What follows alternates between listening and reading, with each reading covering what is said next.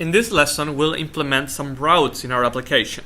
The first step was to include the Angular route module, which you can download from the Angular website or using Bower.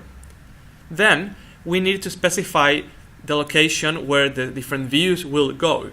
In this case, we want to keep the top navigation bar in all of our pages, so we only want to replace what's inside of the container.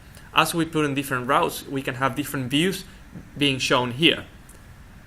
We created a folder called views, and there's two files in it. One is the one that you're currently seeing, which shows all of the entries. The other one is an empty page, which will just show some text and has a URL to a non-existing route, because we're going to cover that case as well. So we've included ng-route in our application. We've injected this module. Now we can start using it. We'll begin by creating the config method, which is used to define application level configuration. And in here we'll enter route provider, which is an object that we have access to since we included the route module, and that will allow us to define all these different routes, which views will be shown in each route, and which controller will take care of that particular route. See that we have two controllers here, one that shows the listing of elements, and the other one that's called almost the same, but it doesn't have an S in here, is the one that will show just some text for now. Later on, it'll be the form to create new entries and edit existing entries. Let's add each one of our routes. Route provider, and then a method called when allows us to specify a single route.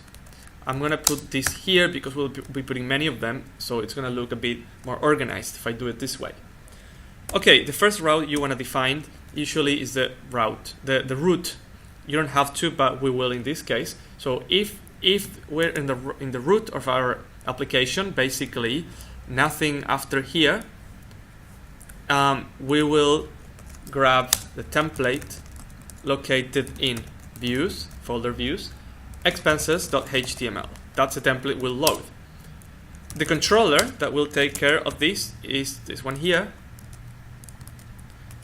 So if I reload the page now, I'm on the root route. So before we were looking at this, but it was actually the finished example. So now we're just looking at it for the first time as according to what we've been coding.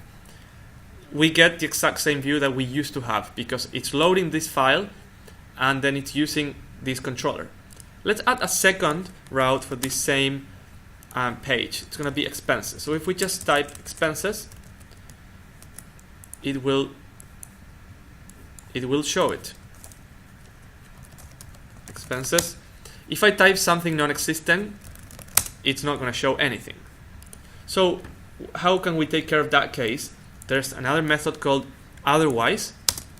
So otherwise, if it doesn't match any of the routes, take me to the root. I could have put any other URL in here. Let's add also one for the second view that we have. That one's gonna be expenses/new. I can write anything I want here basically.